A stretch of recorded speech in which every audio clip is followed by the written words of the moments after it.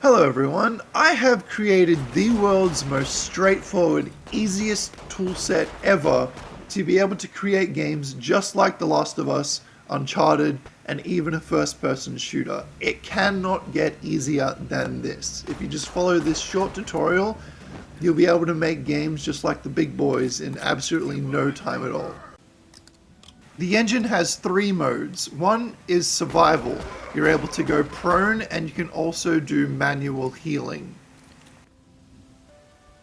In adventure mode, you can fire from the hip, you can roll, you can blind fire, and you have regenerating health. First person is a mix of adventure and survival, but it's in first person. So yeah, let's get into it. So the first thing we're going to do is we're going to import low thermo third person cover shooter template into our scene. So let's just stamp it. Here's a very basic level layout that we're going to place our entities in. Now the first thing I'm going to direct your attention to is these three colored pegs. The green one spawns the player, the yellow one spawns the companion, and the red one spawns enemies. Now these spawn pegs have microchips on them, and you can edit various things on the microchips to change the way you want the enemy to spawn. For example, if you want them to stay in place, if you want them to play a climb animation when they spawn, use suppressing fire, always aim their gun, or even take away their grenade. For the player, it has more simple things like spawn on checkpoint start and spawn crouched.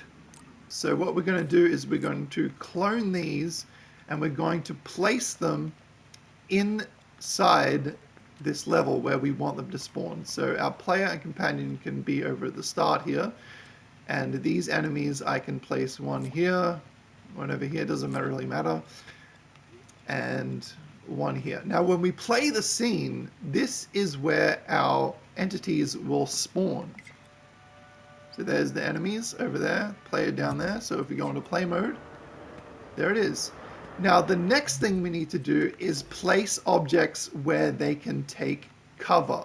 Now this object here has logic in it that tells the enemies where they can hide from the player.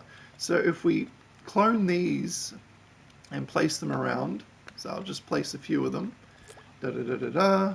So if we go into play mode, enter combat, our enemies will now know where to hide. There he is, he's hiding behind there. And when it's done, it looks a little something like this.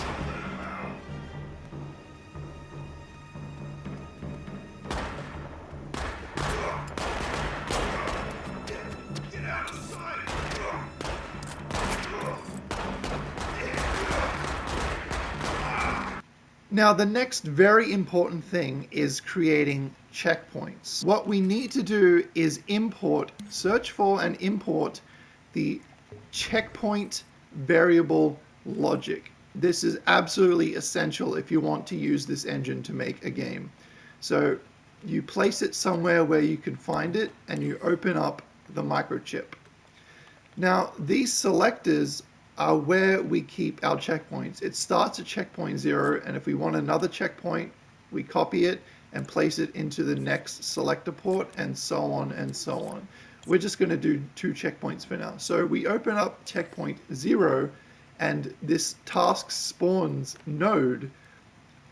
What we have to do is plug that into everything we want for the first checkpoint. So all the pegs here for the first checkpoint, player, companion, and we'll just have 2 enemies for now. We group that and we plug the task spawns node into the grouped pegs. Now we're going to create a checkpoint after this combat. So what we need is only our companion and player peg. We group them together and we're going to place them outside of the combat area. So I'll place them over here. And I'm going to plug the group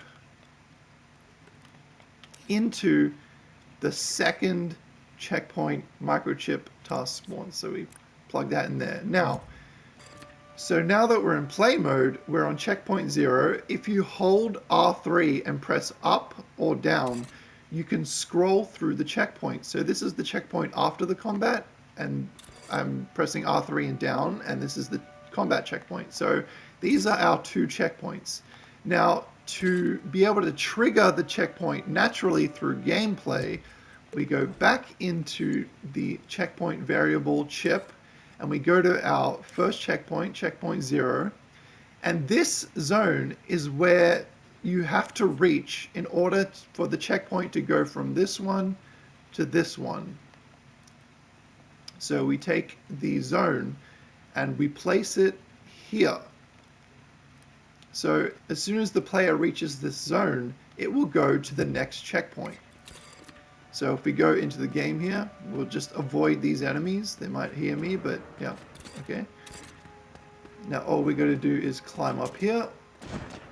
And if we look in the bottom left, checkpoint 1, all the enemies have despawned, and currently your companion is not with you. So there's something you can do about that. If you have trouble with getting your companion to follow you, if you open its alley spawner chip and you turn on the switch spawn on checkpoint reached, we go back into game, we run through, and then we jump up, and then there we go. As soon as we reach checkpoint, your companion will spawn right next to you.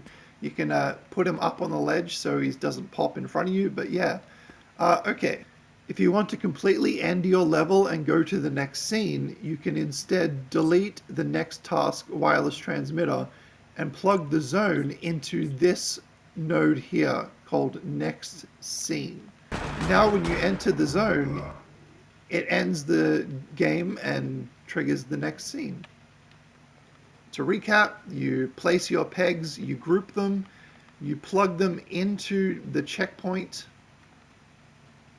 place your next checkpoint zone, rinse and repeat. Other things, for example, these yellow blocks here, they're labeled as machine. Anything labeled as machine is climbable Uncharted style. It's simple as that. Just label an object as machine and there you go, you can climb it. Another thing is a tag named exactly NPC climb with Y up and Z meaning forwards. AI companions and enemies are able to climb to this tag. For example, if I come up here, then my companion can hit the tag and come up himself. There we go. Another handy gadget is a zone that searches for the tag crouch zone. Enemies and your AI companion, when they enter this zone, will crouch while they follow you. Another feature this engine has is sliding. If you go on a slope steep enough, your player will start sliding, naturally. Another thing I should point out is this little green block here, the interactable object. It has logic on it that when you press triangle, it will activate anything you wire it into. For example, if I put down a keyframe and plug that into the keyframe and make it move this block, if we go into gameplay, go up to the triangle interactable, press triangle, it opens the door. So that can be used even to change checkpoints or anything, like anything you plug the wire into, you can make it interactable with the triangle. And when it's done, it looks a little something like this.